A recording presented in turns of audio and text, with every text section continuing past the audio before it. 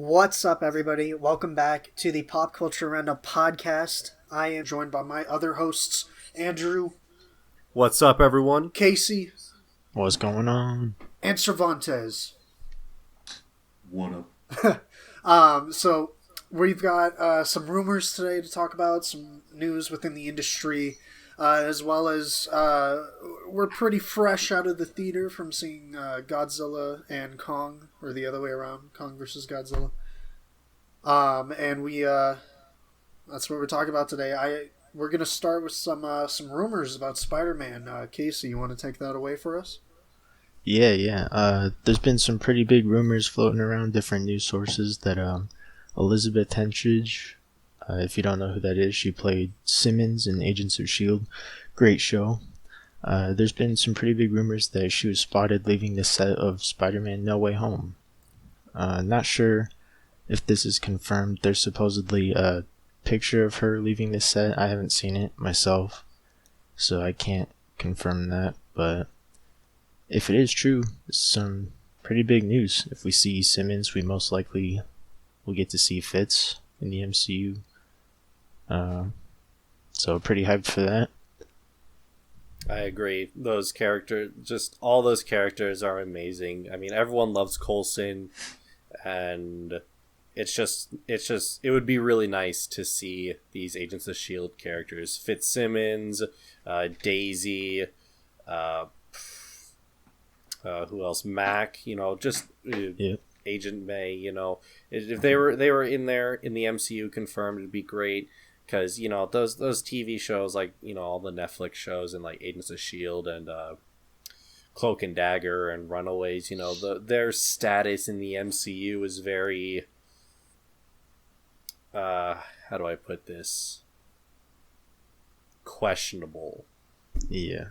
So I think it would just be really nice to get solid confirmation that we are finally getting these amazing characters. And I agree with you, Casey. Agents of S.H.I.E.L.D. is an amazing show. I cannot recommend it enough. It is such a good show. Yeah. Give it a watch. But very much so. Those rumors plus the rumor that a huge Agents of S.H.I.E.L.D. character is supposed to make an appearance. And I mean that could just be anyone. Shoot, maybe it could even be Coulson. Yeah. If they were to bring in like a familiar face, it would be Coulson. But if it's like a specific like Agents of S.H.I.E.L.D. only character, then seeing Fitzsimmons would be pretty great. Well, yeah, it would make... Or Gabriel Luna's Ghost Rider. Probably not, but still, that'd be pretty cool. It makes sense to have Simmons and most likely Fitz too make an appearance in Spider-Man 3 if they're going to be dealing with all the multiverse and science stuff or whatever. It makes sense to bring in a scientist. Mm-hmm. And speaking of scientists, in a recent trailer for The Suicide Squad, we see a bunch of scientists planting bombs in some criminals' heads. See, that was a perfect segue right there. So obviously, the first Suicide Squad, which is just titled Suicide Squad, was kind of a not terrible, but definitely not great. This, however, I think looks really, really good. I think The Suicide Squad is definitely going to really make a good impression on the audience, and I think the characters seem to have a lot better chemistry. What do you guys think? Yeah. For starters, for me, all I'm going to say is, I can't say this on stream, but that kaiju quote, funny. Yeah, very funny. Oh, yeah. That's my favorite part of the trailer. We'll circle back to that, but I got around to watching the Red Band trailer. Like, the only thing that I found that I liked from it was King Shark ripping a dude in half. gory, Classic. gory. King but Shark was definitely the best part of that trailer, in my opinion. Yeah, he's I'm- definitely going to be he's probably going to be my favorite character. I think he's going to be a lot of people's favorite characters. That's probably going to be the highlight character for a lot of people. Yeah, and then who's Idris Elba's character? I believe he's either. I'm not familiar with this character in the Blood comics. Skull? It's either Bloodspot or Bloodsport. I think Bloodspot sounds more accurate. Okay. Yeah. So, I like the confrontation that John Cena and them. Oh, what's John Cena's superhero or what's his name? Peacekeeper, I believe, or Peacemaker. We'll just say it's a Peacekeeper. very strange helmet. Yeah, Toilet. I think you're right the first time. I think it's Peacekeeper. Yeah, Okay. that was pretty funny. Wherein Bloodspot said, "Go eat a bag of dicks," and then Peacekeeper said, "If this whole island was full of dicks, I would no problemo." I'm like, okay.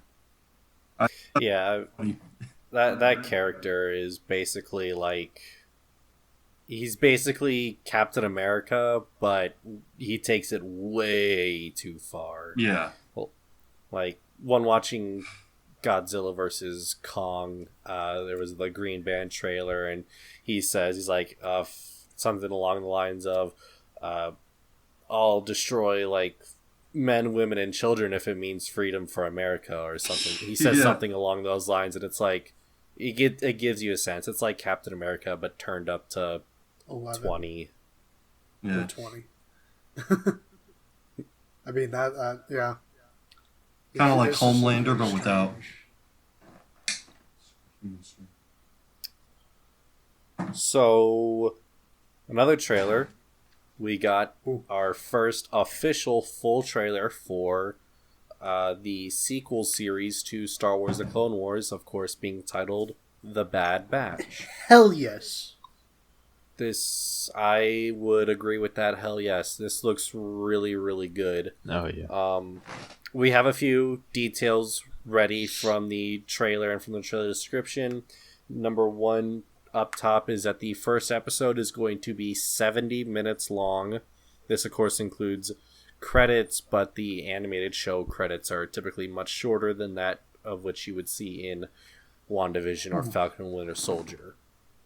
So this is a pretty good premiere. I know, Star Wars Rebels, for their season premieres and finales, they always did 2-parters and whatnot, but 70 minutes that's close to 3 episodes right there, and I think that makes a lot of sense considering they're trying to cram it in between Falcon and Winter Soldier and Loki. I think the reality of the fact is that eventually Disney's going to have to realize that they aren't going to be able to stagger these series as releases so they don't overlap. Personally, I don't really care if they do overlap because I can watch both Star Wars and Marvel and not get them confused. Yeah, more but content. Of course, but of course, I'm not the general audience. We aren't the general audience. We are the hardcore fans where we really follow this stuff. Yeah. But to talk a few details about the Bad Batch, it seems it's going to go a little bit in a different direction than I thought. It appears as though they're introducing a new character. I don't have an official name, but I've heard a lot of people calling this child Omega, because apparently she is possibly another clone of Jango Fett, and you'll notice why that's important because she may possibly be another quote-unquote defect like the Bad Batch, but we'll have to see. But I definitely can see it being a clone of Jango Fett, effectively making her Boba Fett's sister.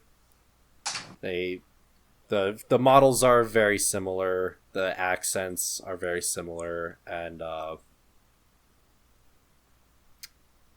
just subscribe to the theory that this is another clone. They're on Camino, so it's plausible. Yeah. What did you guys think of the trailer? I loved it. I thought it was amazing. Fennec looked good. I wasn't really a huge fan of Fennec when I first saw the animation style, but after seeing the trailer, she's kind of growing on me.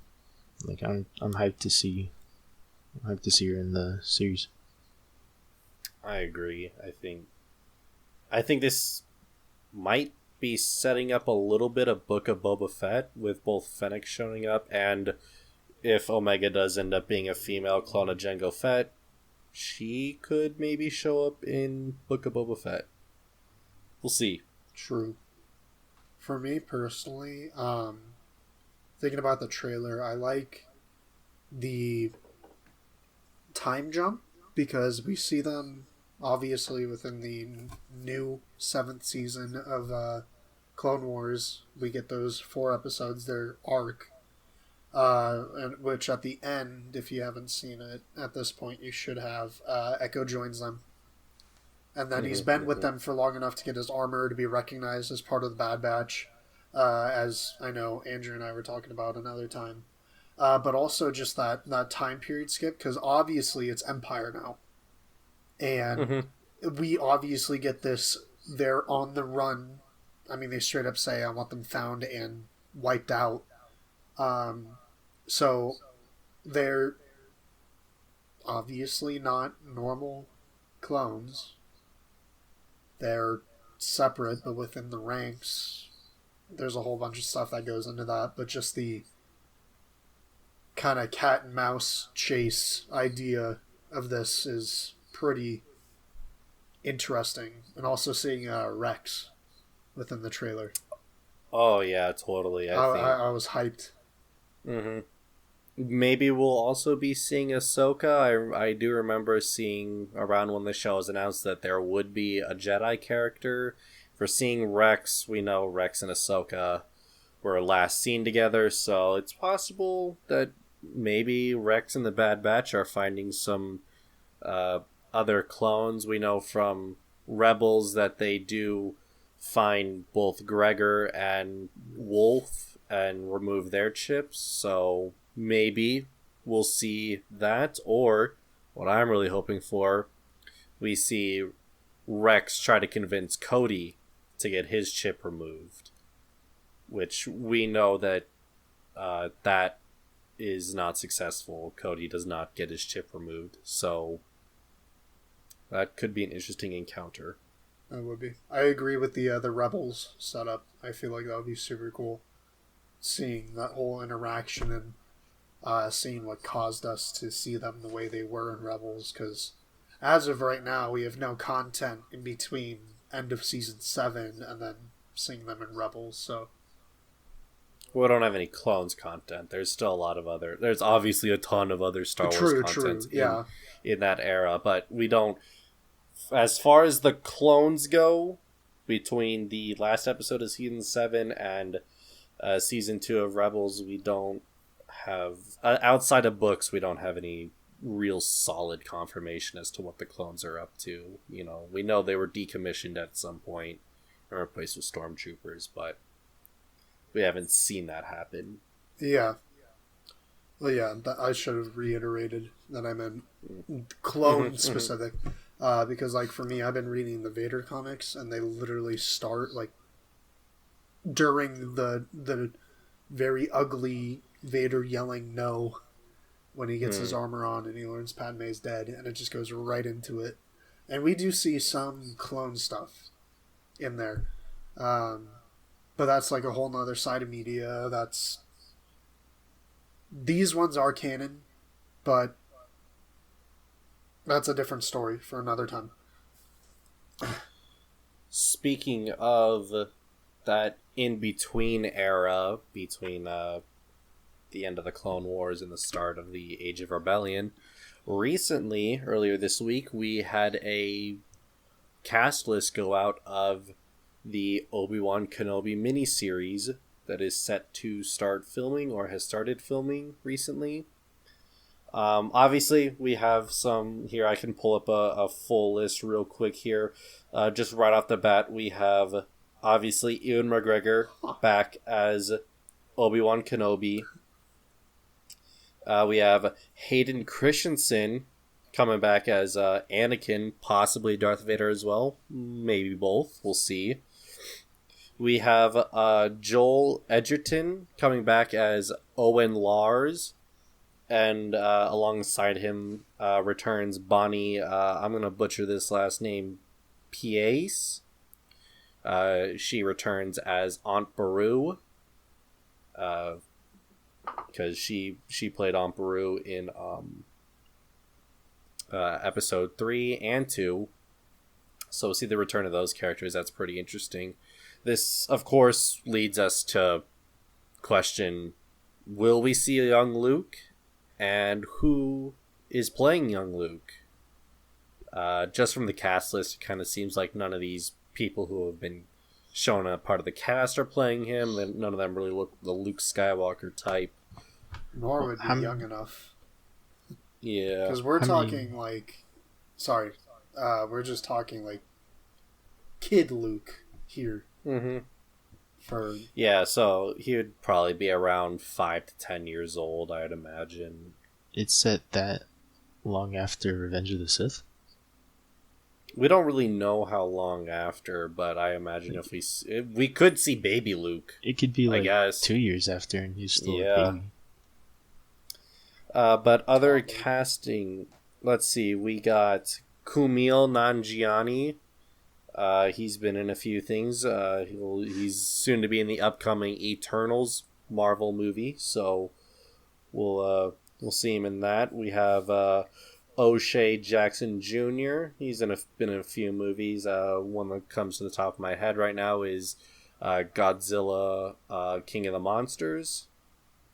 And we have a few others. But of course, these are just actor names. We don't know their characters. We could take guesses, but I don't really think a lot of these will be like returning characters. Like, I don't think any of them are going to be playing an established comic book character. Like, some of them might, but I think for the most part, these are all going to be new characters. So we'll have to see. I'm excited for this series. I don't think it's the series I'm most excited for, but it's definitely up there. Yeah. So, with more casting news, it was recently announced that Russell Crowe is going to be joining the cast for Thor: Love and Thunder. Or Thor 4, if you don't want to say the entire title. He's been cast as an unknown character, so we don't know how big of a role this will be. For all we know, it could just be a cameo, but Marvel doesn't really typically do cameos like that. I mean, unless it's Stan Lee, but unfortunately, we're not going to be getting any more of those. Rest in sadly. peace. Yep, rest in peace. You were one of the greats. Agreed. Sniffle, sniffle, sniffle. This should be interesting. Russell Crowe's a pretty good actor. Gladiator and whatnot. I haven't really seen him in much lately. I don't know, maybe it's just he's been in movies that I don't really watch, or maybe he just hasn't really been in movies recently, but it's good to see him. Hyped for this. But, yeah. You guys have anything to add about this? No. Okay, well then we'll move on to something that I think is actually a little bit more interesting because we actually know which character this actor is going to be playing. Earlier this week, it was announced that Pierce Brosnan of the James Bond fame, in one of the best James Bond movies, GoldenEye, will be playing Dr. Fate in the Black Adam movie starring Dwayne "The Rock" Johnson. This is really interesting to me. This I can't say that I'm really familiar with the Dr. Fate character outside of just the general knowledge that he's a magic user and that I did not like playing as him in the Injustice 2 video game. This should be an interesting cast. I don't really know like the personality of the character, so but I'm excited to see the character. That's going to be really cool whenever this movie comes out. Yeah, the only thing I really know about the character is from that Young Justice storyline that he had. But yeah, like you said, I feel like it would be cool to see him in the movie. That's gonna be dope. I definitely think that it'll be neat to get more magic use. I mean, obviously, Shazam, the movie, already established that Shazam is inherently a magical character, but like Dr. Fate is DC's Doctor Strange. Like, I know back when Marvel and DC were doing a bunch of crossover stuff, that those two characters that they did merge into one. I believe it was like Doctor Strange Fate or something like that. What? Well, I mean, because, Doctor Strange, Doctor Fate, how else are you going to combine them? You take one half of either of their name and it's still just one character. So, because I know, like, Iron Man and Batman, they combined into one character, and Spider-Man and someone else, maybe the Flash combined. I don't really remember. I've only like seen the character concepts. I didn't actually read the comic of this, so it was a while ago too. But yeah, Dr. Fate is DC's Doctor Strange. So, all right. Is there anything else we want to talk about news wise? Yeah. One last thing. We all saw the amazing Knives Out, correct? Yes. Yeah. Yosh. Of course you did. Yep. It was such a great movie, and it was announced a while ago, a little over a year ago, that a sequel was definitely on its way. And we got a little bit more news about that earlier, yesterday now, technically. Netflix is currently bidding to get the publishing rights for not only Knives Out 2, but also Knives Out 3. Currently, their bid is set at $400 million. That should be interesting to see where it goes. Full disclosure, I don't want them to publish it. I just kind of... Netflix has been having a reputation recently of putting things out and then dropping them really quickly. Of course, that mostly just happens with like TV shows, but still, I don't know. I just don't want them anywhere near this. The first Knives Out was a masterpiece, and it deserved all the Oscar nominations it won, and so full props to Rian Johnson on his movie. It was really great. So is this Netflix bid to put like the sequel on Netflix, or is it for Netflix to take control of production of the movie? From my understanding, it would be for them to basically release it as a Netflix original, much like not much like, but like similar to like The Irishman and stuff like that. That would also Sorry, huh? I was just gonna say no, that would also put a little bit of creative liberty on Netflix, because if they're publishing it, they could say like, "Yeah, we want this to be this way," or "We want it to have this end result," or something like that, as well. Typically, publishers can say, "Well, if you don't do this, then we won't publish the movie, and guess what? We own you." So, yeah, I don't think Netflix is gonna meddle too much in this if they do win the bid, but I just don't want them anywhere near this. I think I think that Rian Johnson should stick to an actual movie studio. It's part of it is that I don't want it to be released on Netflix like day one. I want to be able to go see it in the theater, and I know Netflix does put some of their movies in theaters. Like I know, like The Irishman and Marriage Story and whatnot. They got into theaters so that they could get nominated for Oscars and whatnot, but they were in theaters for such a short time. Like it was like less than a month, and I would see these movies day one regardless, but I still don't want to be pressured into like, you have to see this movie right away or you're going to be stuck seeing it at home, because I don't like watching new movies at home. I like going to the theaters. That's why we went to Godzilla vs. Kong tonight. Yeah. Yeah, I feel the same way. I agree as well. It's just, I mean, you could watch it at home, but why would you when you could see it on a gigantic screen in XD with speakers blasting? Yeah, I mean, it's definitely it's a pretty good cinematic experience. Mm-hmm. Unless you have like movie theater speakers in your house, like if you're rich or something, or if you're one of those people that have movie theaters inside their own houses, then hey, go ahead. But don't miss out on not seeing it at the theaters. Yeah, totally. I mean, we're just kind of talking movies in general, but this does lead into Godzilla vs. Kong, which we are going to be getting to very, very, very soon. But like, this doesn't even like really apply to like just like pandemic times, like just in general. Like, you know, I never saw The Irishman, but if I had an interest in seeing it, I would have wanted to go see it in theaters, and instead of having to watch it exclusively on Netflix. You know, same with Marriage Story, which again is a movie I have not seen.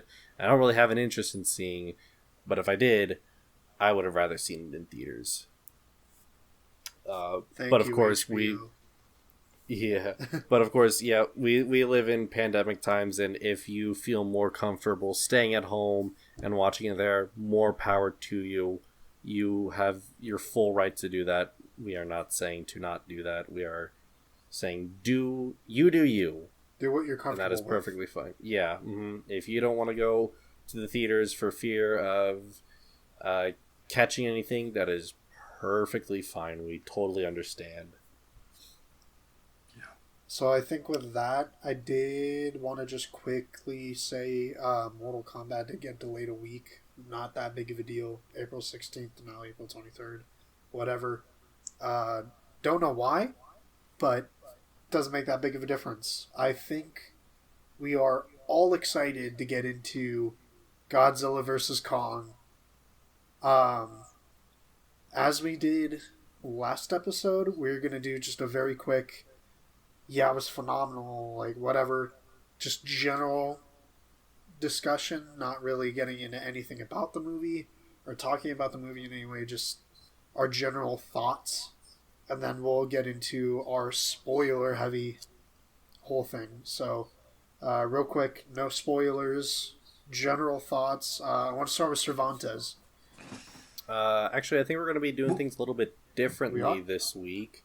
I think we're going to start with I'll just go over the general plot, and we'll move to characters, and then our impressions, and then we'll, give it our rating, and then we'll move to spoilers. Oh, okay. You want to do so, general plot, big lizard wants to fight a big monkey. That's what you got to know going in. To go a little bit more in depth, we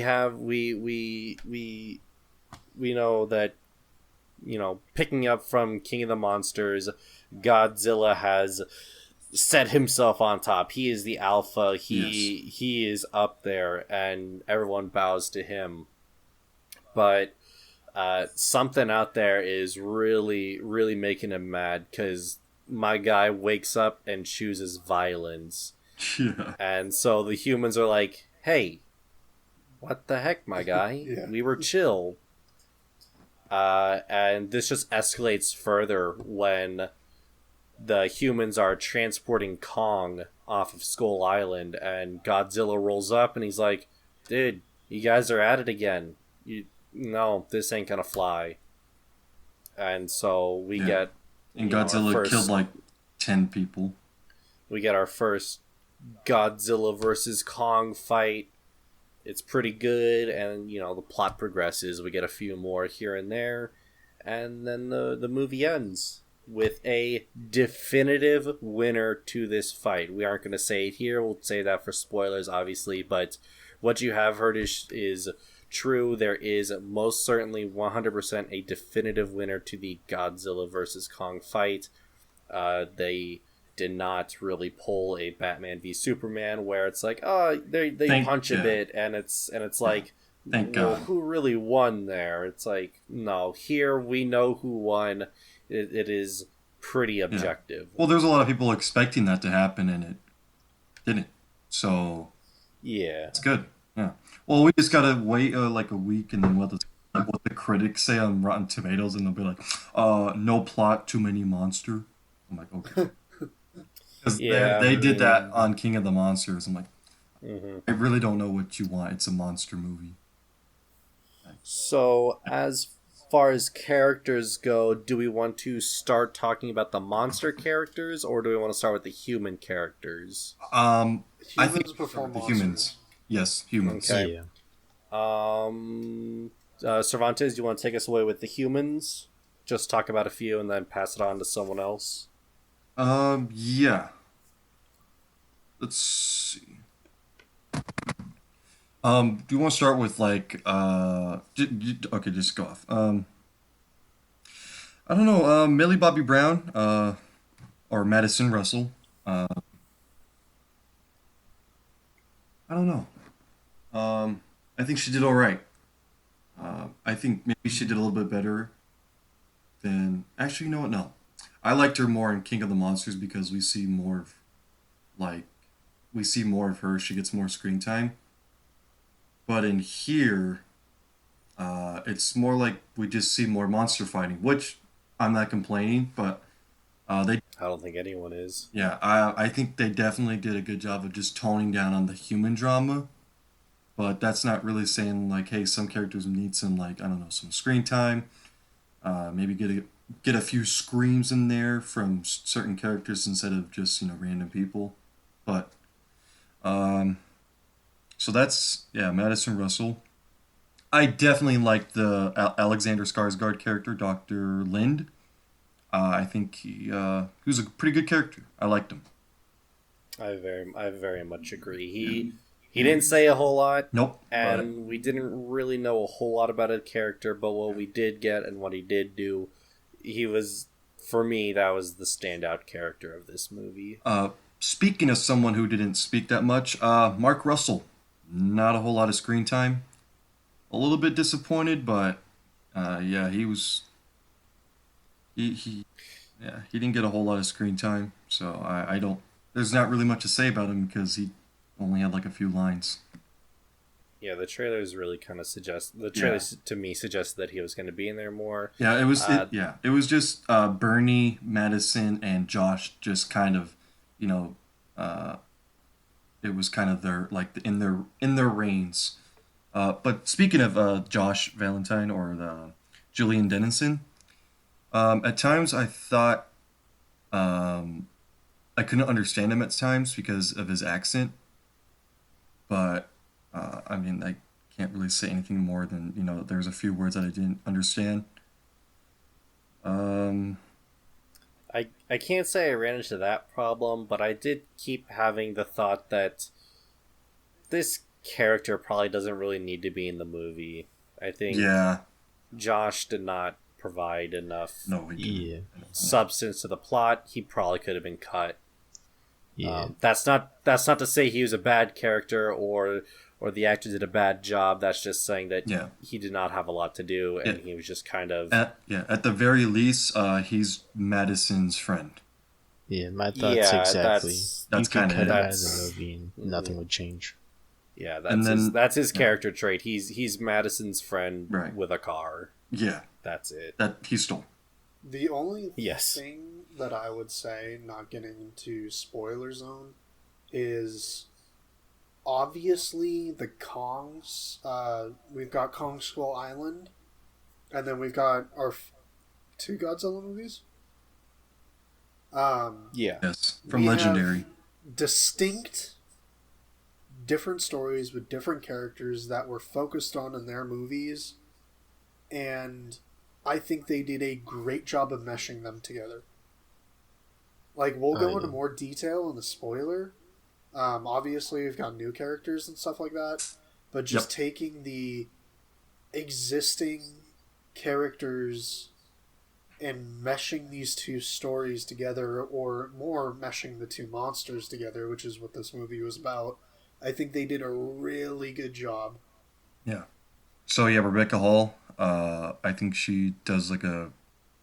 She's another. No, she's not a doctor. She's kind of like a protector for the deaf kid. No, she is a doctor. They call her Dr. Andrews. So Okay. she is a doctor. We don't know of what. Yeah. I mean, theoretically, she's a doctor of understanding Something. Kong, kind of. Yeah. Like, I don't know if you can get a PhD in, Right. but You can get a PhD in anything. true. Okay, and then we have Ren Sarazawa, who is Sarazawa's son. Nothing more I can say about that. Pretty cool character. And then And for those of you wondering, that is not a spoiler. That's revealed very early in the movie. It's not a spoiler. It's I would say ultimately it's not really that important, but just so you know, we did not just spoil some huge plot point for you. No, that's revealed very early in the movie. and Maya Simmons, my last character. Maya Simmons is just the daughter of Walter Simmons, and she's kind of like a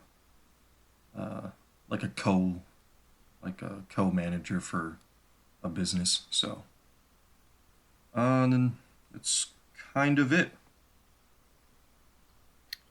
Cool. So let's move on to our two monster characters. I'll talk about Godzilla, and then Casey, you want to talk about Kong? Yeah. Yep. Cool.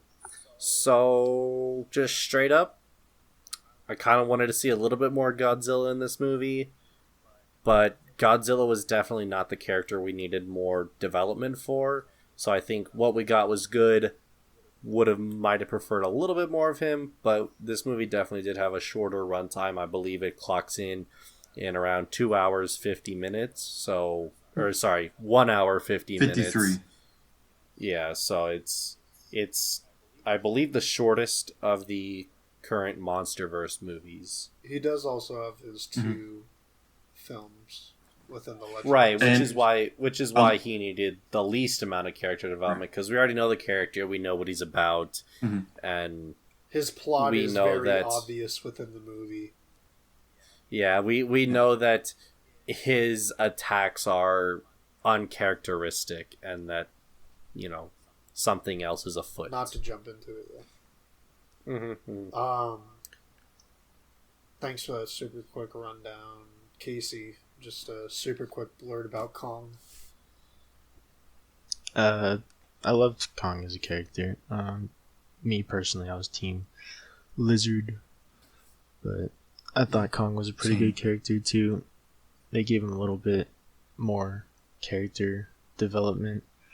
They took what we already knew about him and expanded. So I thought that was pretty cool. Yeah, they did a really good job expanding his character, and we'll get more into that, obviously, with the spoiler zone. Yeah. Is there anything else you wanted to talk about? I think, do we just want to go over our general impressions? Just no spoilers, just very vague what we did like and what we didn't like. Brandon, you want to start us off with that? Yeah, I really don't have any complaints other than what you've already said. I am a personal massive fan of like Pacific Rim, and like basically big robots, big monsters, etc., etc. The more we see of that, not necessarily the better. It could be overrun by it, but I do agree that we could have seen a little more Godzilla. We could have. I think we got a lot of Kong compared to Godzilla, but then again, as we said, it was kind of more of a development for Kong. Yeah, this is Kong's second movie. Yeah, So yeah, this is both of them put together, and it's more of a Kong movie. Um, right. Oh, I would also like to mention what Andrew said before about how long the movie was. It initially was supposed to be 2 hours and 53 minutes, and now, like last week, that's when it was changed to 1 hour and 53 minutes. So, yeah. That's a pretty significant change. I'll have to see if they're gonna release. Yeah, I'll have to see what happened with that. Right. see release the big monster cut. That would be very cool. Let's get that hashtag rolling out. Yeah. Hashtag big monster Overall, cut. for me, that would be my only complaint. Like, Wait, what? I didn't hear you. I'm sorry. I was just saying, overall, my only complaint would be the lack of screen time for Godzilla. Okay. But Yeah. same reasons as I said before. It's more of like Pacific Rim, I think, had like the perfect amount of big robot and monster fighting. But other than that, I have no complaints about the movie. I thought it was phenomenal, and I would give it a greatest of all time. Yeah. Even with like what we desired from Godzilla, the screen time that he had, I mean, it was really, really good. So, Cervantes, you want to give us a rating? are we supposed to be doing The greatest of all Oh, time. we're Yeah. just- greatest of all time? Easy. Yep. So, what I want to talk about. So, what one thing I want to point out two things that I really. First of all, the score, Mm-hmm. the movie soundtrack was on point. Big shout out to Junkie XL. He did a great job with this score. I cannot wait to be listening to it on repeat. Oh, and the CGI. Yeah. Oh yeah, okay, yeah, I agree. The CGI was on point. Yes. I don't want to give any big spoilers, but final fight, broad daylight, no smoke, you see everything, and it's amazing. But the other thing I want to point out that I really liked is, Brandon, you touched upon Pacific Rim, and one thing I liked about that first movie is that the kaiju and the robots, they have weight behind Yes. them. They're these massive creatures, and they feel heavy and sluggish, and the fights in this felt like that. Kong and Godzilla are massive creatures, and they move slow. That's something I meant to touch on, and I didn't. Yeah, Pacific Rim did this phenomenally. They did this phenomenally in this movie. Obviously, creatures like that are really hard to say, yes, it can exist. But if they did exist, they know how to put the physics behind it. And, like, that a creature of this size, we see it as in human perspective. They are moving kind of fast for their size. But at the exact same time, such a large object moving like that, in our perception, would look very slow. And they get that so well in both movies. Both this movie and Pacific Rim. They do such a phenomenal job.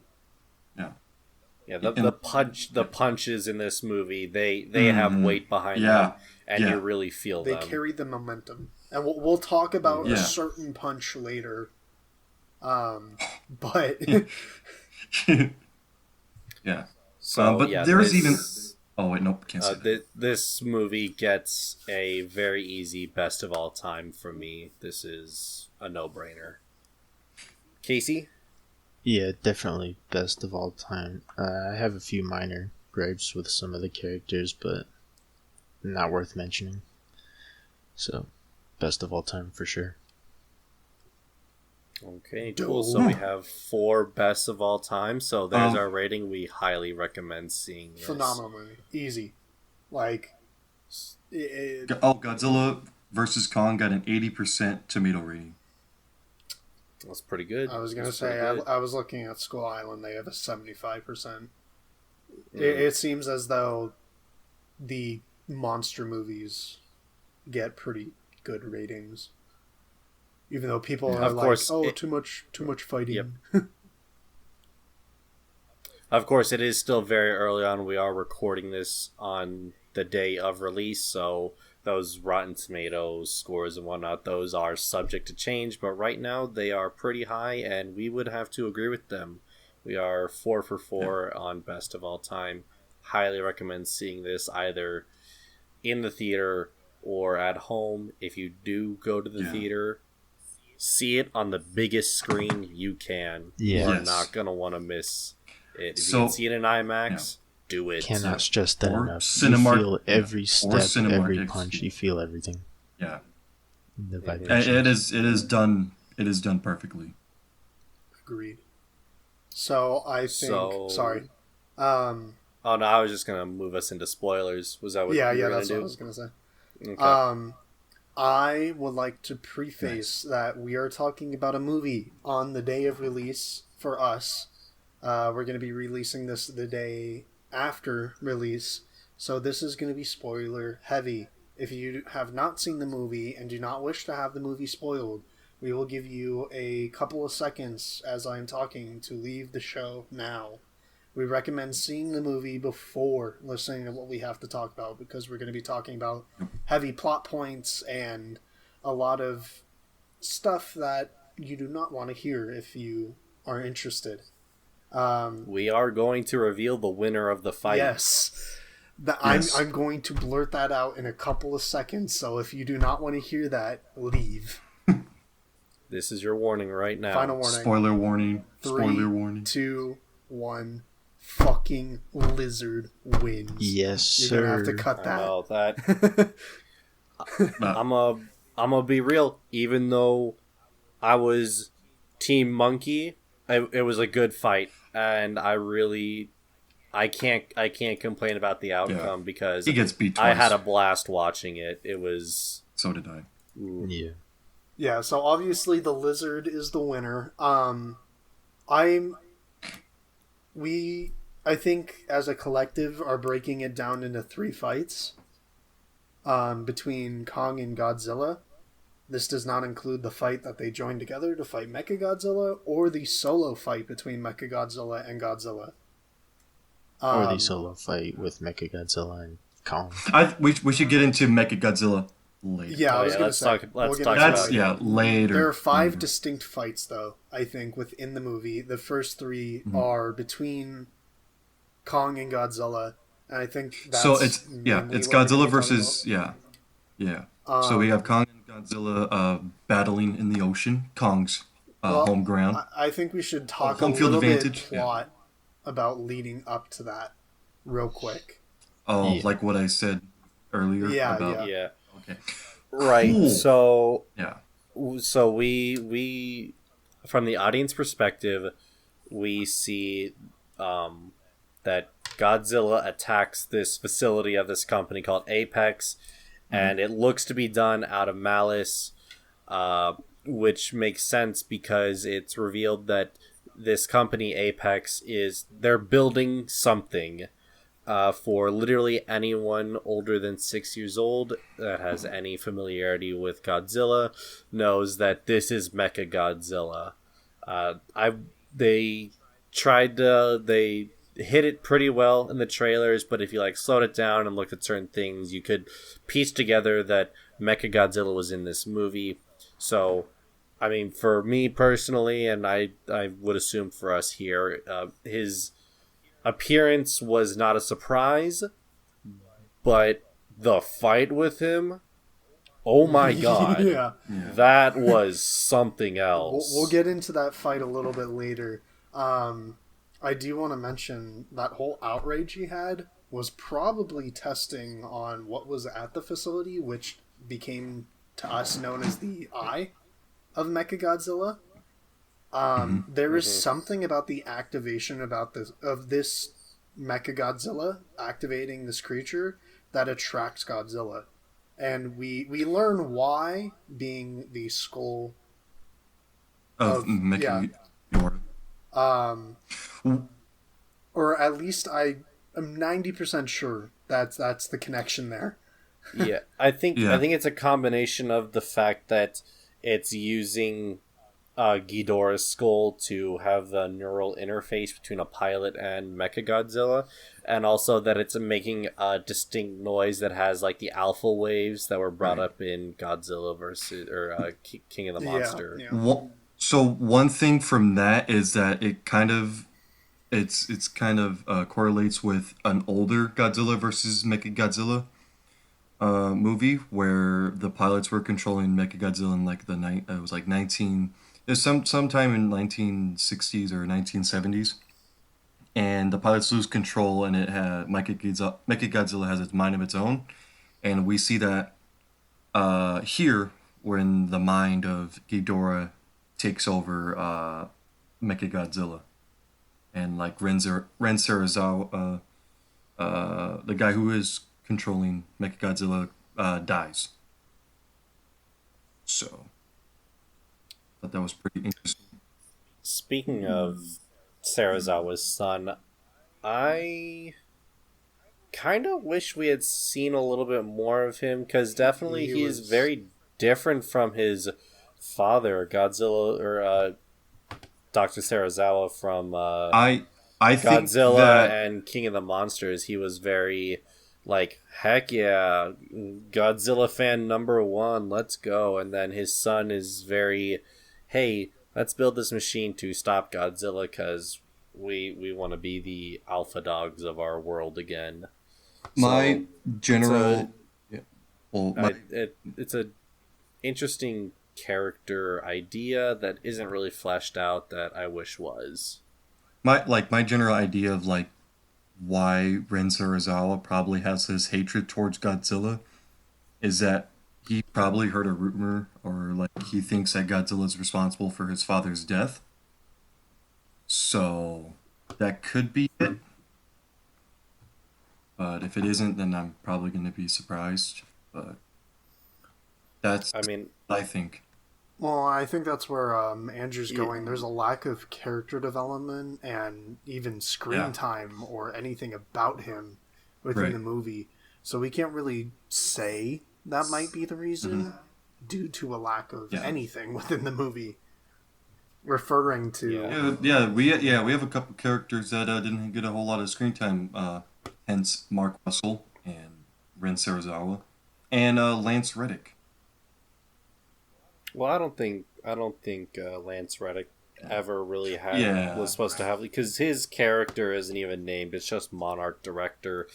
But like, what I'm saying is that Ren Sarazawa, there's a very interesting like character motivation in there that we don't really get to see explored.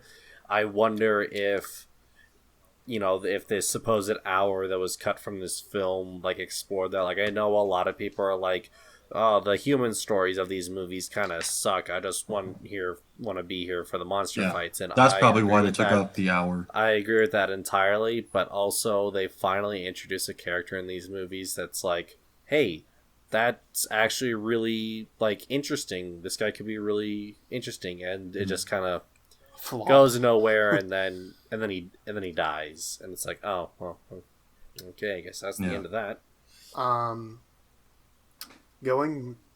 Continuing with the beginning of the movie, we actually kind of skipped over this because it starts immediately with Kong waking up. They have Skull Island domed. They have a portion of it domed. A portion of it in which Kong is on domed. And they have him within containment. Assuming that it is stopping the alpha waves, stopping Godzilla from being able to find him. Because... What? Oh, that can explain why Kong probably didn't hear him in King of the Monsters. Like his alpha... Or it could just be that Skull Island is isolated and it's a hassle to get from Skull Island to the mainland. Mm-hmm. But I kind of thought it was interesting that we basically get to see Kong be in The Truman Show. I thought that was interesting, and it was unexpected because he throws a tree at the barrier, and you see him pick up the tree, and he takes out the leaves and whatnot, and you're like, oh, he's holding a tree. He's done that before. Last time we saw him do that, it was to hit a skull crawler over the head with it. It's like, what's he gonna do? And then he just Spears it. hucks it. Yeah, he just throws it. And I'm like, did he see something way off in the distance? Then boom, it hits the barrier, and it's like, oh dang. At first I thought they just had him like on the mainland, but no, it was still on Skull Island. It was just, now there's a barrier. Yeah, I think personally it was I like where your head's at, Cervantes, for the whole, that's why he didn't feel Godzilla or anybody else. Mm-hmm. Or Ghidorah's alpha call. Yeah, but same thing going out. His alpha call wasn't being noticed by Godzilla at the same time. Because the whole thing was protecting him from Godzilla because they're the last two Titans. Which is why they were so hesitant to take him out. But once they did, obviously we learned the whole plot to go to the center of the Earth, the Hollow Center. Hollow Earth. And they strap him to a boat. And we get our first absolutely phenomenal fight between Godzilla and Kong. Which was 18 minutes long. Yeah. Let's say this is fight 1 out of our total 5. And just to get it out of the way, Godzilla wiped the floor.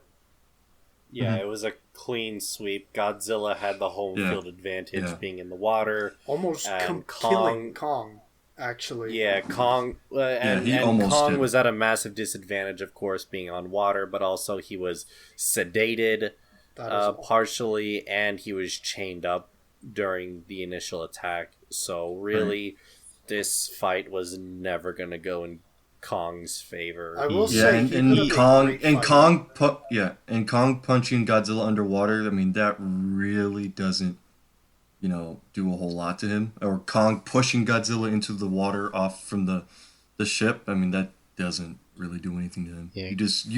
You gave him the advantage there. Kong held his own pretty well, all things considered. Yeah, I agree. Yeah. I do. And then, sorry, go ahead. Oh. No, I don't want to get it too ahead, but I'm saying Godzilla is he's here for balance, and we're not seeing Godzilla being a brutal creature. He wasn't gonna execute Kong in Hong Kong, and when he had his foot on his chest and he was roaring at him, it was kind of hey, you need to submit to me, and then I'll be on my way. So it wasn't hey, I want to kill you because I want to. But it's hey, if you want to submit, then submit, and then if not, then I guess that's what he was waiting for. After we talk about all the fights, I want to bring up a theory I have about why they were fighting and whatnot, but I'll save that for after we talk about the individual fights. Okay. I do want to mention 2 things. Going back to what you just said, Cervantes, he was intentionally trying to drown him.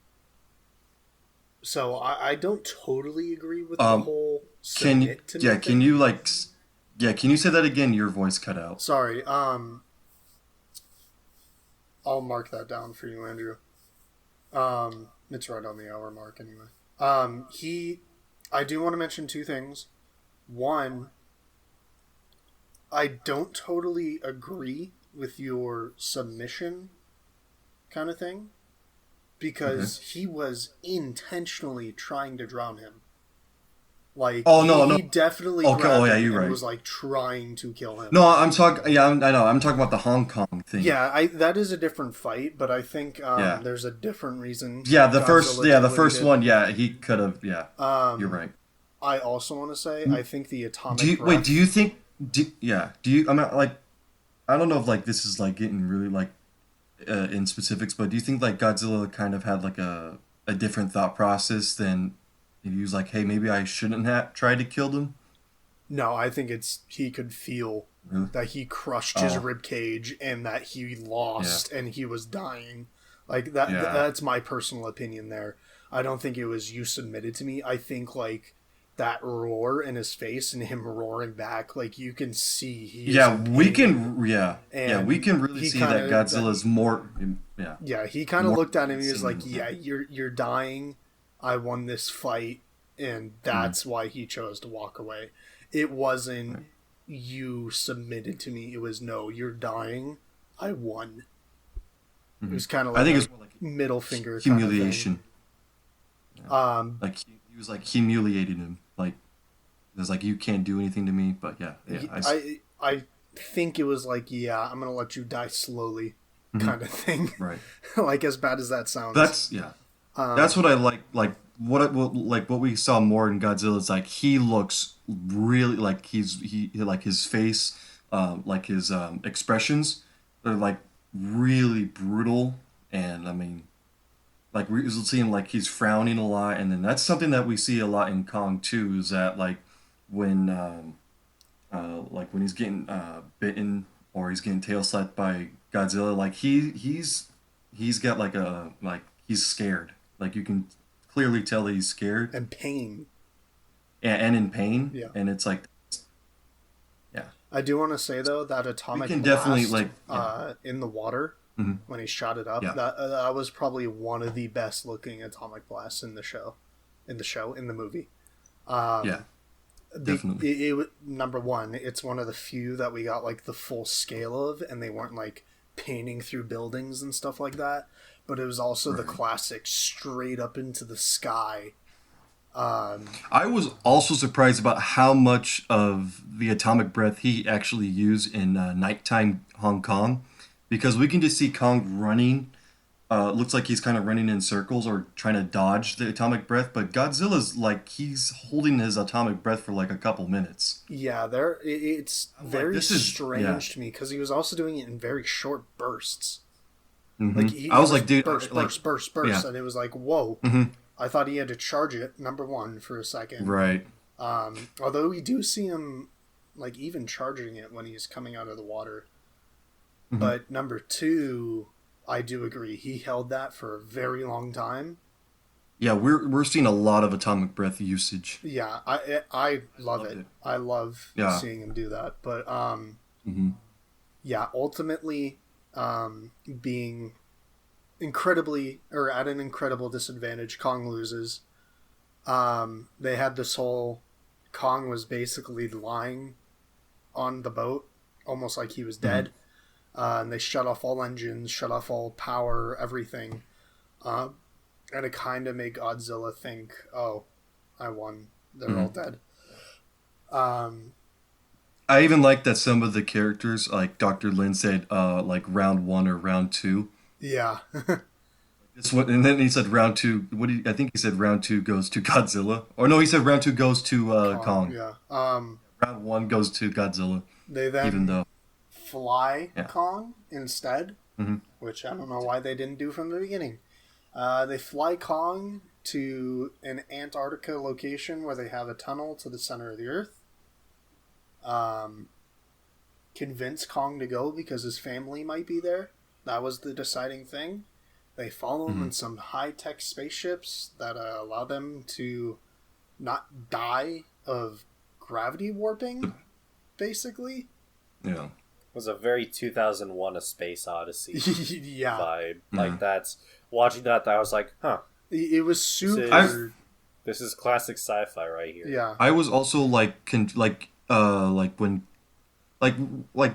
I don't know if like Kong forgot about it, but like he got there and then he kind of didn't like say anything in like sign language or do a couple roars like saying, "Oh, you lied to me," but I don't know how he would do that. Well, they didn't lie to him. Well, his family wasn't down there though. But they never said his family was alive down there. They said that his people were down there, and they were. Remnants of his people were down there. It's very clear that they had their own little home and whatnot, because he had a throne, and they had a bunch of dope battle axes, so it looked like more than one Kong species had axes. Well, Yeah. Just within the different same species, just different Kongs. Yeah, they're the same species. Just as there was probably and are theoretically more Godzillas. Yeah, at a time there were more of Kong species, so I mean, this is where their home was. So Yeah. Yes. I do quickly want to touch on those physics from that travel. Boy, God, what the hell? They literally say, essentially, they travel at a like they enter this portal, and it slingshots them at 1,000 miles per hour, traveling 2 seconds through to the other side, breaking through at 2,000 miles per hour. Number one, the G-forces that they must experience and what that ship negates. Yeah. Like, that has to be ridiculous what that ship is able to negate. But then, coming into an atmosphere... I was by surprised breaking Kong through- himself could handle it. Yeah, no, like, if you think about this legitly, Kong would have turned to mush just as they said the humans did. Yeah. And when he fell in the mountain, he kind of ate it. Like his He face. ate hard. Yeah. Yeah. I feel like it would have been funny if he lost a tooth or something. But And Well, I mean, it's not like any of the like science mumbo jumbo is a big deal. It can be hand wavy, whatever. It's like, oh, they just need an arbitrary reason as to why they need a hovercraft to get there. yeah, we're in a fictional universe where giant monster titans exist. Yeah, I wasn't exactly going, hey, what the heck? This science doesn't make any sense because No. I didn't care. I just 'cause it find it was cool. super fascinating at the same time. Speaking of fascinating, though, wow, did Hollow Earth look gorgeous. Like, they did such a good job. I know we talked about it. Yeah. That camera work. Yeah. Oh my god, was it just one of the most beautiful things in cinema I've seen in a very long time. Like when they announced it, like I think a year ago, when they were introducing the Nizuki or the Warbat, I was kind of hoping of more. Like we don't see him a whole lot. Yeah, that's true. We get the two, it blows up one of the we just ships, see- and then he Yeah. immediately kills one, and then has a Yeah, and then he small eats struggle. the insides of the. Yeah, I was not expecting that for him to like eat the like. He just ripped the head apart and then eat Yeah. what's in it. Yeah, I was not expecting that. That part felt a little bit unnecessary. Yeah. In my opinion. But touching on number one, the transition from mountain to mountain to flip to the other, like, upside down. Oh, yeah. Because I'm going to talk about this in a minute, but I had that whole trip about something that happens later because of this. But they flip gravitational pulls. Like, they literally get to what would theoretically be the core of Earth in its own sense.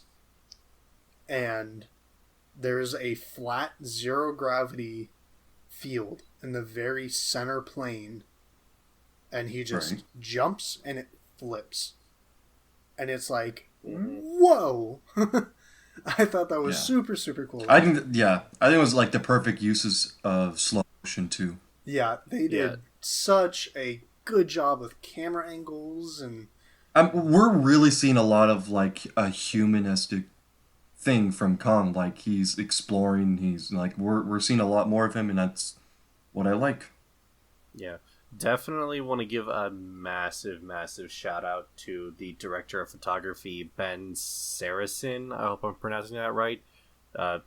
Just the cinematography in this movie, top just tier. absolutely amazing. Definitely one of the better looking MonsterVerse movies. One of the better looking movies just in general. There's a lot of unique camera angles, and the way that the camera moves around during the fight and stuff, it may seem confusing at first, but like kind of once you realize what's happening, it's like, whoa, this is some like as far as like giant monster movies go, it's like really like kind of creative camera work. Yeah, I mean, my heart was racing on all. Oh yeah. Mm-hmm. I mean, my hands were sweating. I was like, dude, this was. It was intense. Yeah. Continuing part of the Hollow Earth that we were at, that brings us to that giant mountain, in which, by God, the scale, because we see Kong push open this giant door compared to him, and he walks into this room and he's stepping down these absolutely massive stairs. And that's another thing to give credit for is the scale. Yeah, that's definitely something they did a phenomenal job with, because then he sits on this massive throne and he has the massive axe, and like, wow, he seems really small, but then the ships land and they walk out and you're like, wait a second. How big is this mountain? Yeah. How big is all of this stuff to them? Like, they would have to climb up the stairs. When he sits on the throne, you kind of forget how big Kong actually is, because everything around him is to scale with him until everyone gets off of the ship, and then you're just like, oh yeah, he's giant. Forgot about that. He's a giant monkey. Yeah.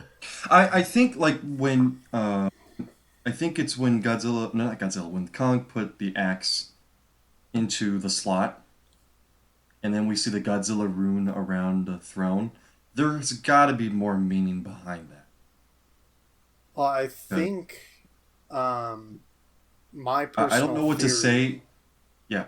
My personal theory is, obviously, and they touch on this a lot at the beginning, and they kind of never bring it up again. But there's the Nemesis kind of fiasco between the Godzilla family, whatever you want to call that species, and the Kong species. Like, there was that war that they refer to, and they're the last two of their kind fighting it out, trying to finish this war kind of deal. And as we saw, the one he has is one of multiple axes. So I think part of it has to do with family history. Like, maybe each head Kong or whatever wielded their own axe or something like that. And they slayed a Godzilla and got that shard. When we're I'm not sure what your guys' general idea about it, but when they're talking about like an ancient fight, we're talking about an ancient fight before civilization. Well, yeah, obviously. Yeah, they had like old possibly, yeah.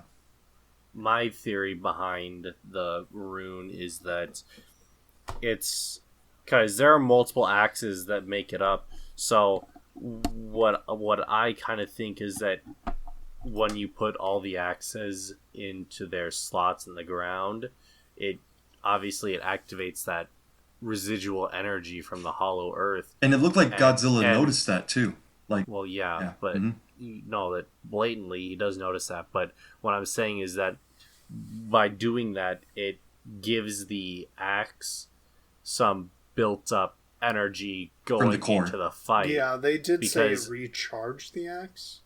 Yeah, from the Earth's core. Because going into the second fight, you know, he re-emerges from the Hollow Earth, and the axe is already glowing blue with like the Godzilla atomic energy, and this is well before it's ever hit with any atomic blast. Yeah. So I think it's just kind of a way to like get a pre-game boost so that and then he doesn't have to rely on. And then we're seeing like the old like his huge hit on Godzilla's head, and it kind of dissipated the energy from the axe.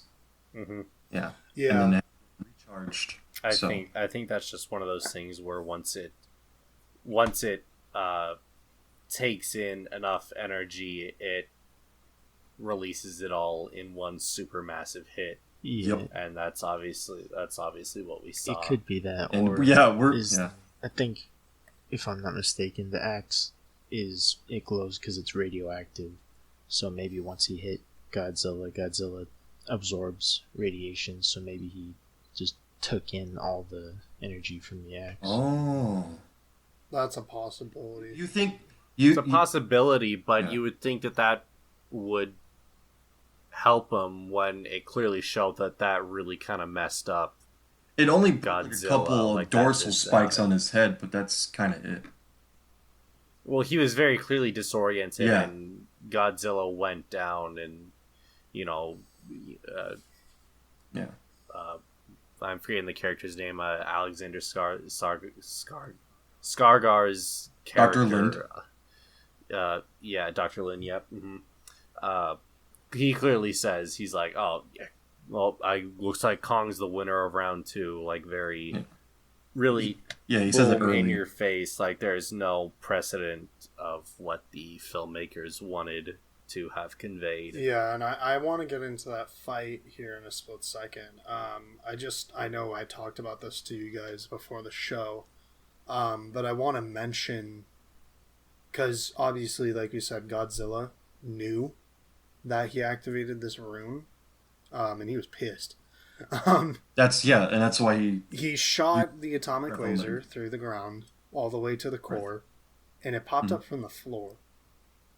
And just to think that they took, or they thought about, like, they flipped onto a different side of this hollow earth, that, yeah, now they're theoretically standing upside down, but we're not seeing them in that perspective.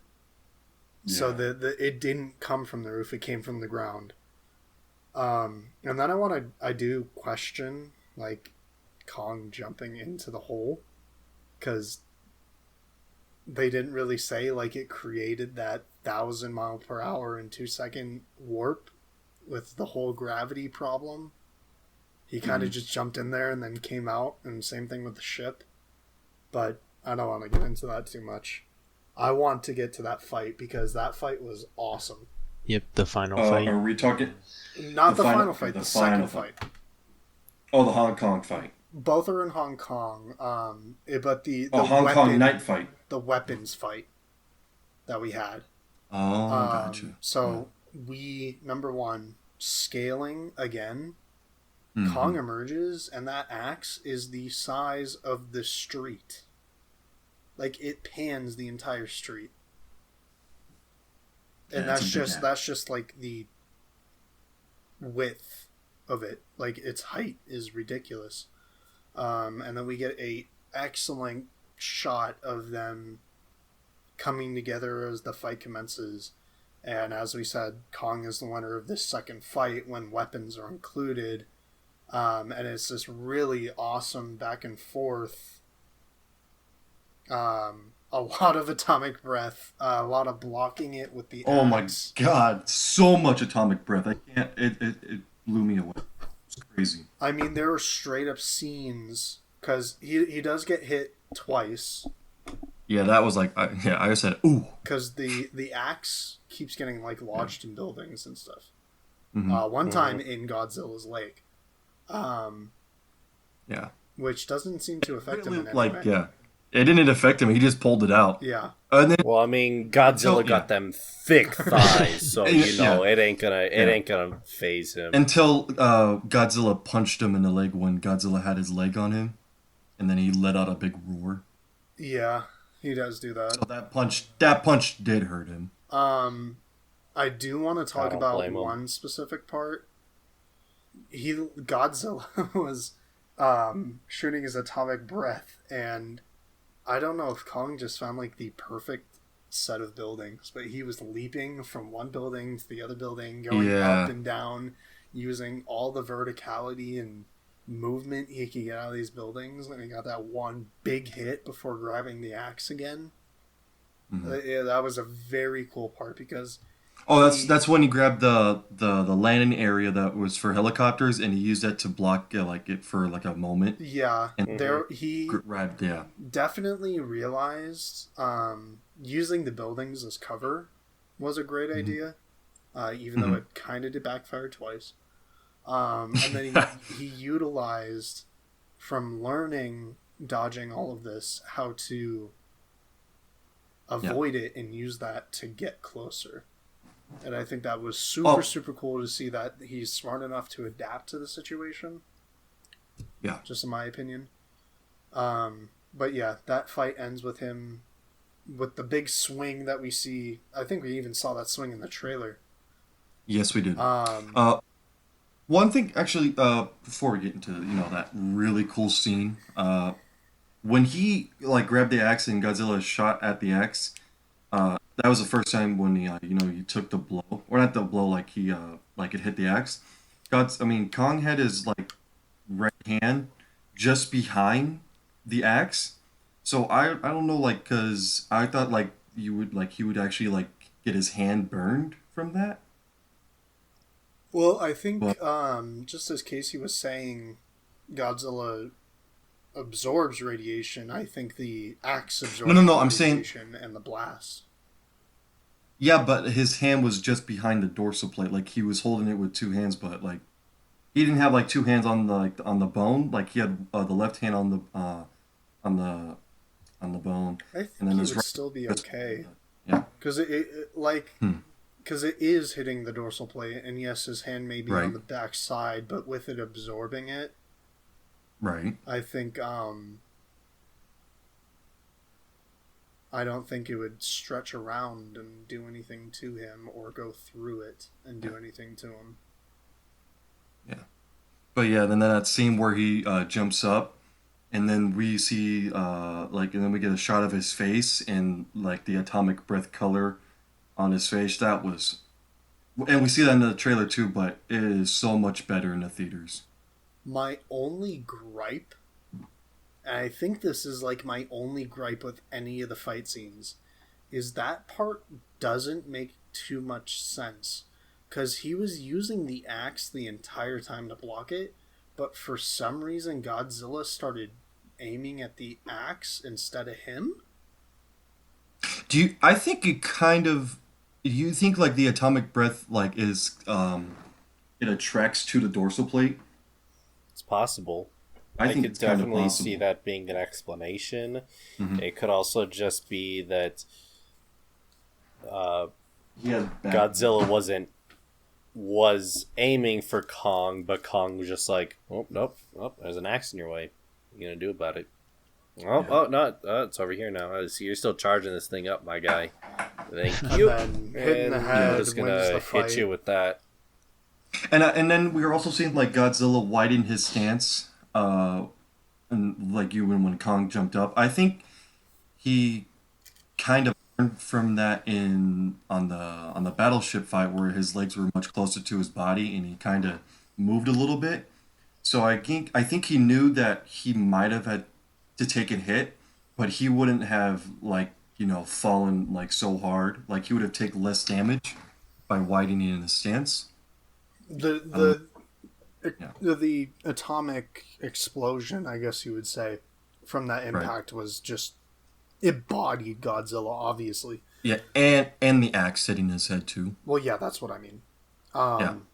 And after that, it seemed as though Godzilla was knocked out for a minute, because Kong was decided the victor of fight number 2. Very quickly after we get fight 3. Yeah. I was really expecting to see a gash on Godzilla's head, but we only just see a couple broken dorsal spikes just broken on top of his head. Oh, okay. I was expecting just this big cut on his head, but yeah, I don't know. I feel it was a victory nonetheless, but not as devastating. No. It definitely, As the the first first fight didn't have that devastating of an ending either. Other than, Kong almost dying. Well, Yeah. Kong was pretty much unconscious. Yeah, And then he was unconscious again in Nighttime Hong Kong. yeah. Because he Because kind of... very soon after That's that the fight thing. ended, fight 3 starts. I personally think between all 3 fights of Kong versus Godzilla, this one's the best one. Yeah, no doubt. By God, does Kong get bodied in this part? Yeah. Mm-hmm. with Yeah, we see Godzilla like crawling on all fours. I'm like, this is something we've never seen. Yeah, that before. was probably one of the best parts. He was straight up, like there was a point where Kong got pushed on his back and he's using he's crawling backwards on all fours while Godzilla's crawling on all fours, nipping at his legs and his feet, and he ends up getting on top of him and is scratching his chest as he's crawling backwards. It was just tearing flesh. It was a close call. Like, it was anyone's and you game. could hear it. They both. You could hear it too. Yeah, they were both getting good hits in, but I think as soon as Godzilla got Kong on the ground, it was game. There was lots of back and forth. Godzilla definitely was handing just absolutely decimating Kong, especially when he took it to the floor. And then he got up while Kong was kind of stuck on the ground, and he was throwing around not even theoretically, he was physically throwing Kong around, both in his mouth and with his hands. And then we get the scene where he throws him into a couple buildings, and we hear and see his arm get dislocated at the shoulder. That was Ow. I mean... Yeah, you could see that Godzilla was in pain. It was, You mean Kong? Both of them. Yeah, obviously, but Kong was the one who got the dislocated shoulder. And I mean, like, we also talked about this. It looked like it was kind of rolled onto his chest. Like, that's how bad this dislocated shoulder looked. And at this point, Kong is on the ground, gasping for air, kind of thing, and Godzilla is smashing his chest in with his thick legs. He's literally stepping on his chest, crushing his rib cage, mashing his feet around, moving those broken bones around. And going back, we did touch this earlier. This is where I think, because the little girl, who we haven't really talked about at all during this, this is like she's able to feel his heartbeat because they have got a special link. But I think also it's just because she's deaf and she's deaf through the ground. She daredevils it. And she said that he's dying. Yeah, but I think Godzilla also was able to tell, like, I whooped your ass. You're dying. Let me scream in your face. Godzilla can. I think it's a general. I think we can all agree that pretty much every Titan can, like, they have really good hearing, or either they can just sense that, hey, like Godzilla sensing that Kong is dying. I think Godzilla knew that. Because I think at this point we still have the rivalry aspect between the two. And honestly, I think Godzilla said, "Yeah, you're dying," and let him die slowly. Like, I think it was I still really hate you kind of thing. And I want you to suffer, so let me walk away. Like, let me not... I don't know, that seems I'm really... not going to finish you, but... Because I want you That seems really brutal, though. We know really Godzilla... Brutal, but then we don't know too much about this history. So, right. I mean, for all we know... Kong's father, who could have been an even bigger or better whatever Kong, could have slayed Godzilla's father, or whatever, and Godzilla got his revenge on Kong's father.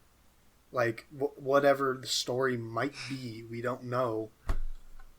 I think the history between the two calls for a brutal ending.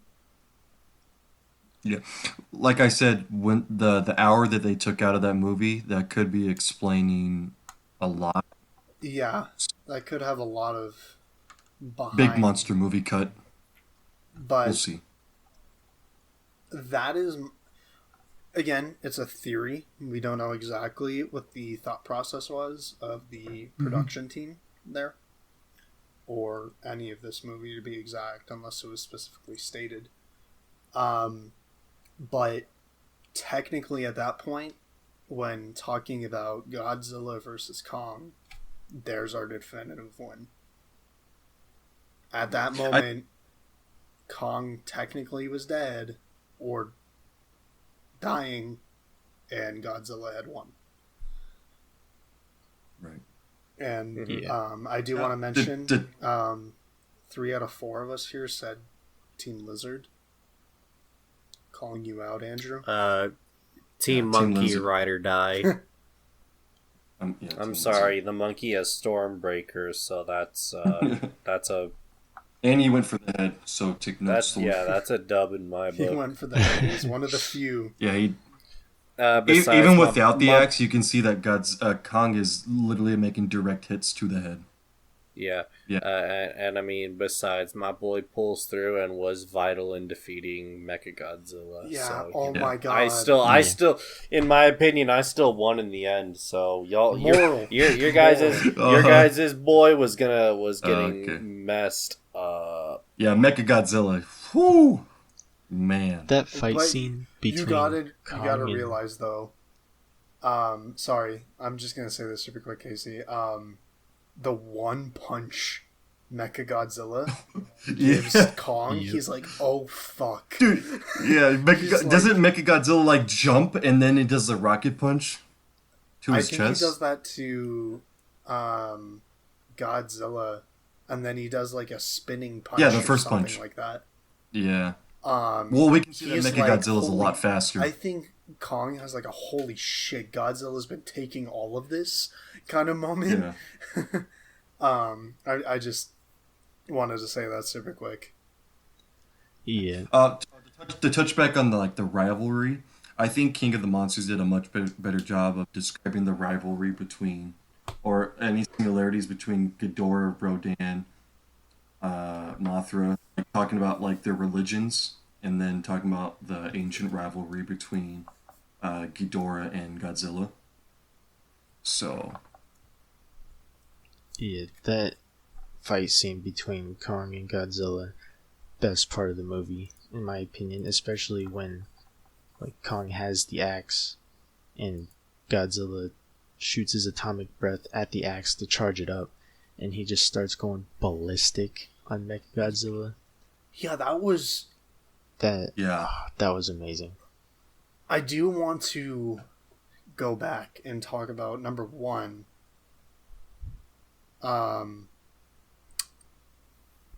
The activation of Mechagodzilla. We hear the 40% thing, and then they get the energy source from Hollow Earth, which obviously said, hey, let's put energy into it that allows for whoever to take control and kill everybody else. Yeah, it was no longer controlled. It was just Ghidorah taking over. Yeah, I think that is the correct case, because it got out there and it said, I want Godzilla dead, like, right now. Well, yeah, that's yeah. Yeah, I think that's the best, easiest, and most logical explanation. Oh, dude, I'm just gonna call it the laser beam versus the atomic breath thing, like the Iron Man 2 end scene where they yeah, we know the laser that was so cool.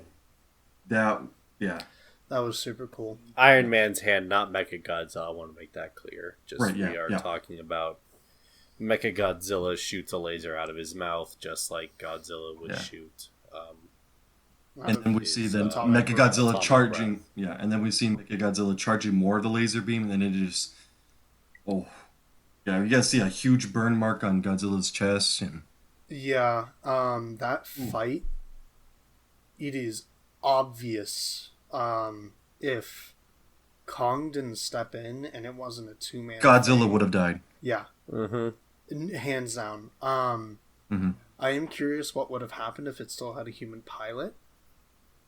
But at the same time, all I want to say is I want a clip of the part right at the beginning of the fight where Godzilla was like, "Bring it on," and he said, "Sure."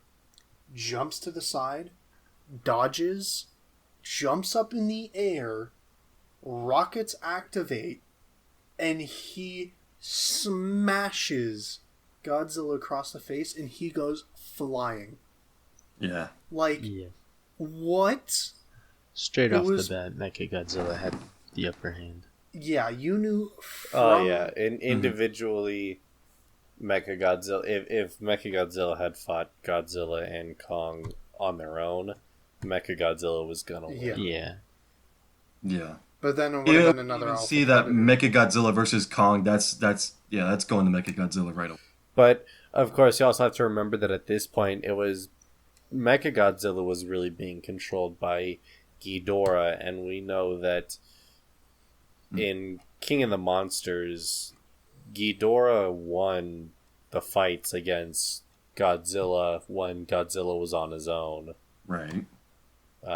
Because, I mean, let's be real, Godzilla was going to lose that fight in Boston if it weren't for Mothra sacrificing her life to freaking make him go nuclear. And then him surviving that fall from thousands of feet in the air. Oh, yeah. Well. Coming down like an asteroid, so, yeah. Well, I mean, look, if they can survive going through a hollow earth portal that, quote, gives you, like, makes you go through the sensation of thousands of G's. I think falling from that height is just another Tuesday for them. Yeah. That fight is awesome. Going back to, you can feel the weight of the punches and stuff like that. You can tell, like, this is a advanced piece of machinery that was designed to outspeed, outmaneuver, and beat the living crap out of Godzilla, and it does that. Yeah. Like, we can clearly see that Mechagodzilla is much faster than Godzilla. So much superior. Like, the technology was superior.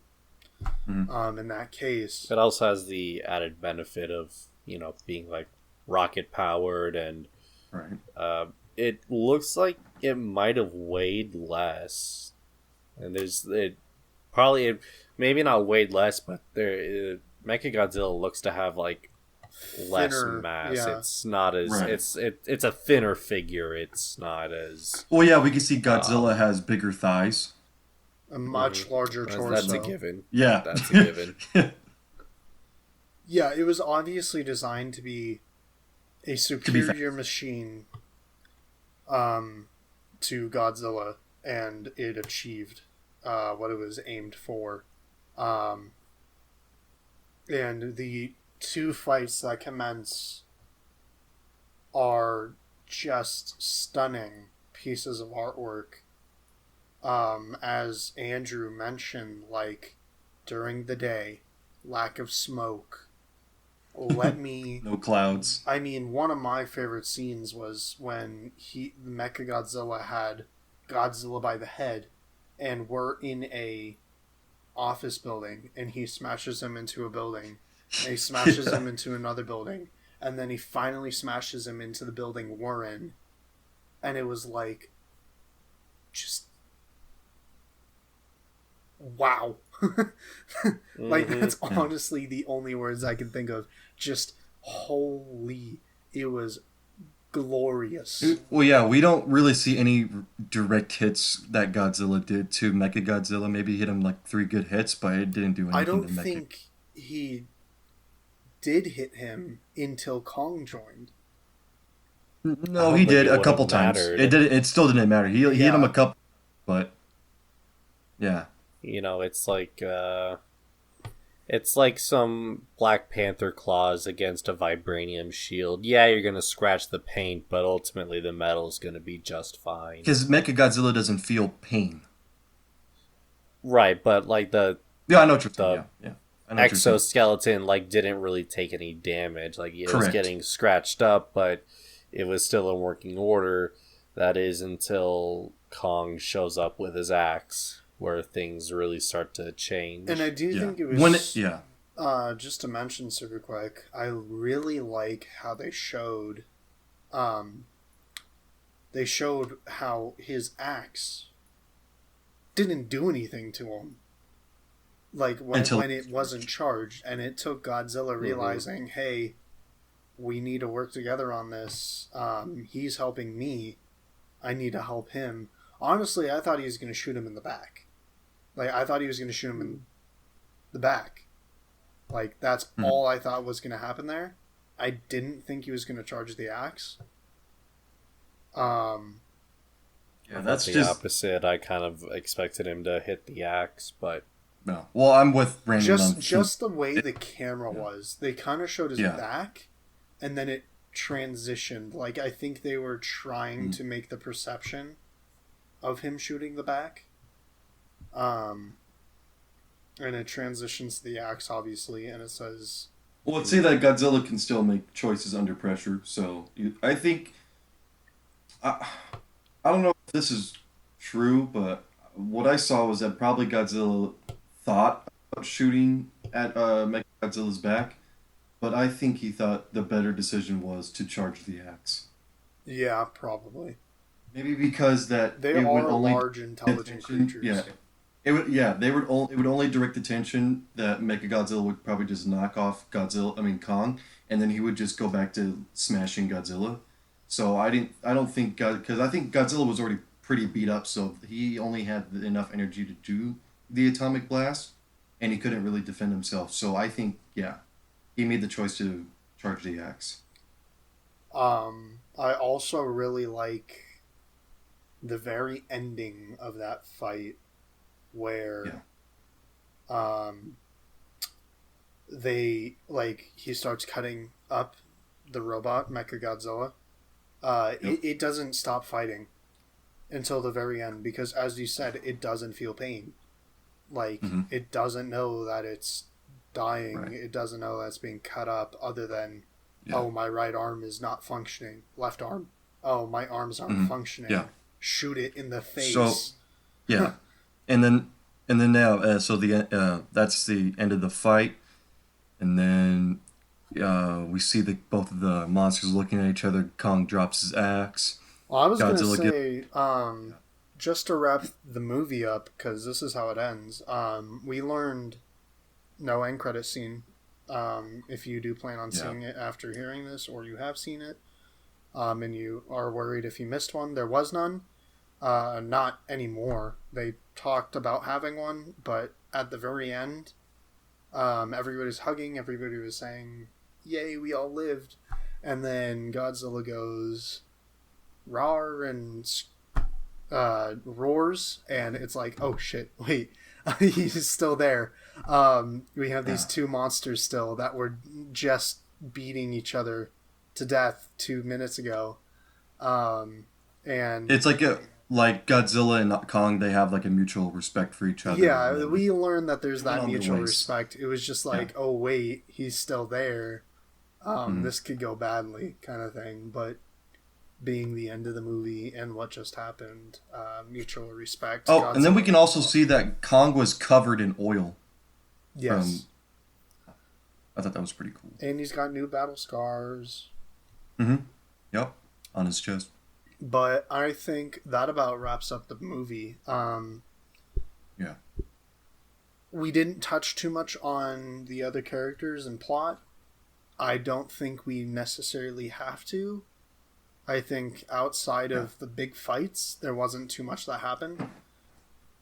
I think you guys can agree with me. Yeah.